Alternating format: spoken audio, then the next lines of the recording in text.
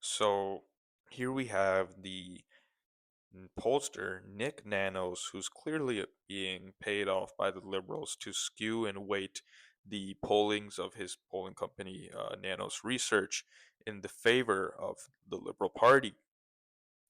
How I say this is that probably in his polls he weights in the liberal sided voters and liberal areas and demographics based voters into the equation for his polls in such a way that it will, of course, show the liberals as having a massive lead.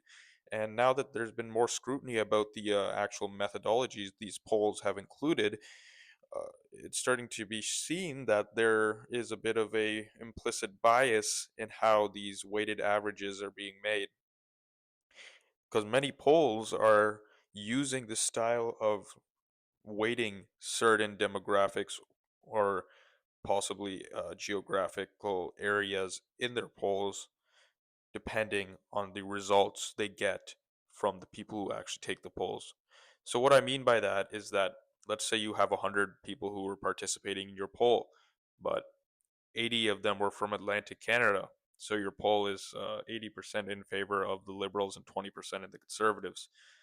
But of course, that's not an accurate representation of the whole Canadian population.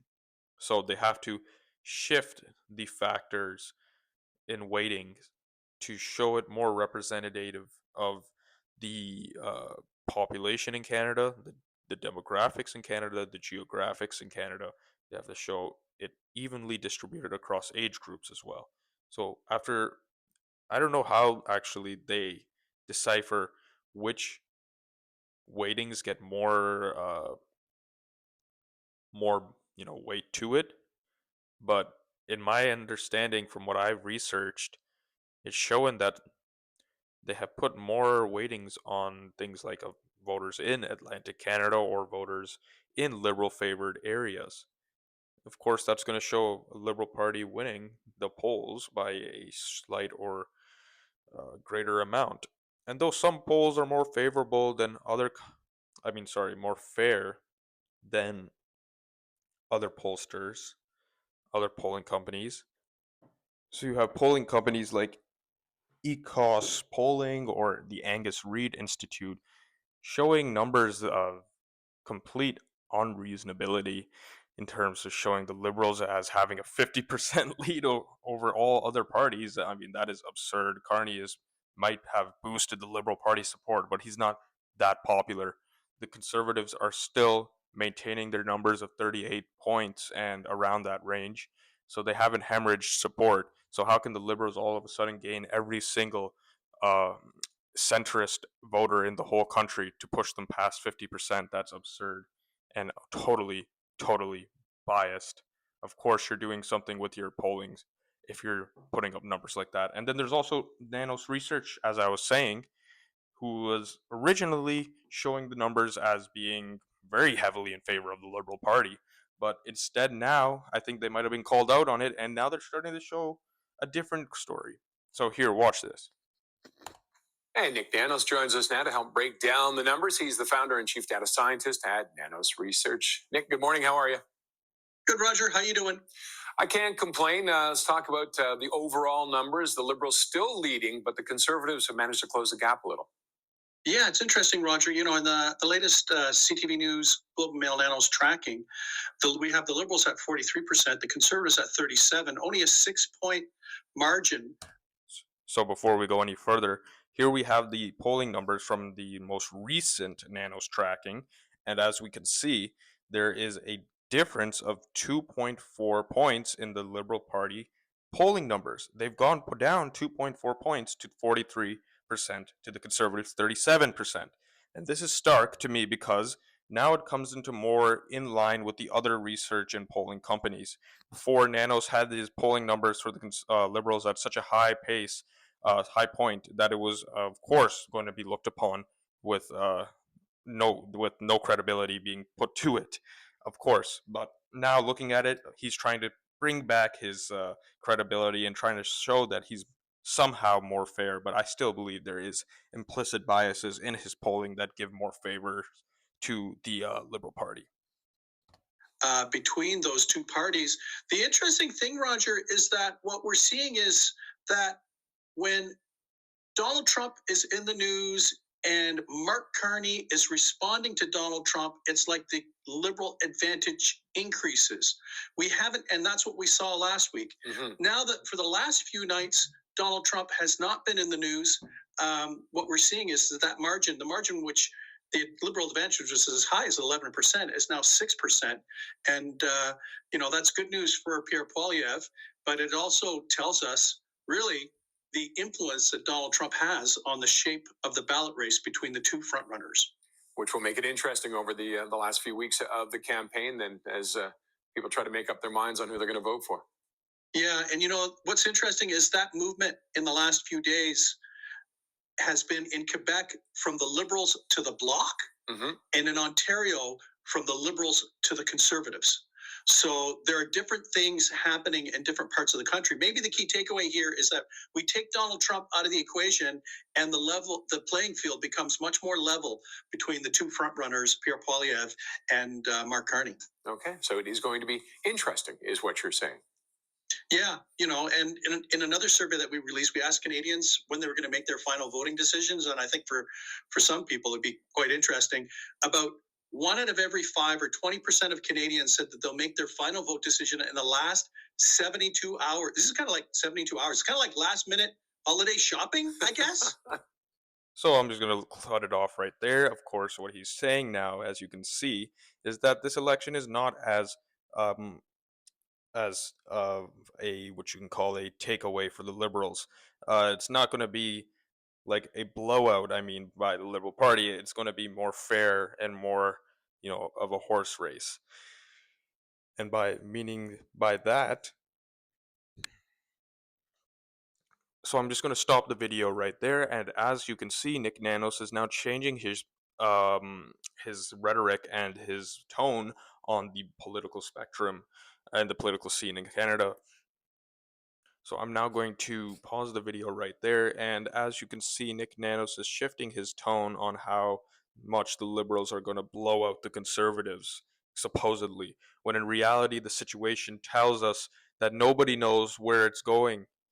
The way the Liberals people thought they were going to be ahead and somehow blowing out the Conservatives is not the case anymore. It's in reality that Poilievre is bringing out thousands of thousands of people to his rallies, while Mr. Carney is bringing out dozens, if not less than dozens.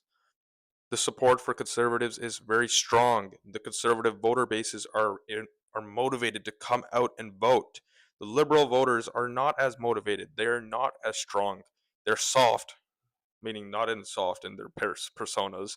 I'm saying they're soft voters. They might not come out and vote on election day. It's not as important to them. They might not be as motivated.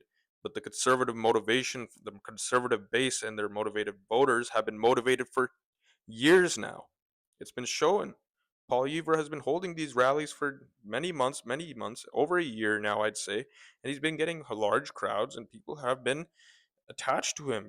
They want him to win, and they're ready to come out and vote. Nobody knows Carney past the last 2 months. Nobody understands what he's really getting at, what he really wants, and we can only guess what will happen once he becomes a prime minister, if he becomes prime minister, past this election. Things are still very up for grabs. Anything can happen. And the polling companies, of course, are heavily in favor of the Liberals winning. Look at this CBC poll tracker right here. We have Poilievre's numbers staying steady, while the Liberals are now starting to lose some points. They haven't updated it to include no, they did actually. They included the Nanos research poll. But even with the the CBC and their poll trackers and their supposed numbers, they are of course going to be changing every single day. This idea of the Liberals winning a majority is very, very out of left field. It's a very, very odd probability based approach. It doesn't seem very realistic considering voter sentiments are not are not solid in stone. They are static and they can change any way how. So using these kind of probability chance makers here that say that, oh, it'll be a 93% liberal majority or 5% minority, these numbers change every day. And this is, I think, misleading to say the least, uh, including these numbers here. People, the day that really matters is the vote day. The polls do not accurately reflect the real situation of the vote day. And in that time, in the time between the day of the election and the rest of the campaign, it's best to think not only who will be best to deal with Donald Trump, but who's rather best to deal with the political and economic situation in Canada, aside from Donald Trump. Things have been very bad for the past couple of years. Things have gotten worse. And it's now time to think pragmatically instead of emotionally identifying with a party because you are scared of joining another party. And that's going for liberal voters out there who don't want to side with Pierre Poilievre because they think the conservatives and Poilievre are just some big scary group of people. They're some monsters who came from the Republican Party and are now here to bring MAGA down on everyone. No, they're bringing a more common sense and pragmatic approach to policy. Government cuts. You might not like to hear that with all the stuff going on with Doge and stuff, but it's a real thing and it's a real problem. Canada's bureaucracy is bloated. We have a CRA in Canada that has almost 60,000 employees. The IRS in the United States only has 88,000. We're a country 10 times less the size of the United States. Our bureaucracy should not be bloated or as bloated as the USA. It's unreasonable, it's stupendous, and we need to bring back fiscal restraint to our country. Carney says he's all about that, but he's not going to be able to do it with all those left wing, liberal type of people in his party who have been radical in their ideologies, with people even claiming to be so called socialists. We have Stephen Gibault in the Liberal Party, a climate extremist, saying that he's a socialist. So when you have those people still in your cabinet, how do you expect any change to come about? You're going to face pushback, and you're not going to be able to see the change or the policy shift that Carney says he's going to make happen. That's all I have for now, folks. Thank you again for watching. Give your comments down below, and have a wonderful day.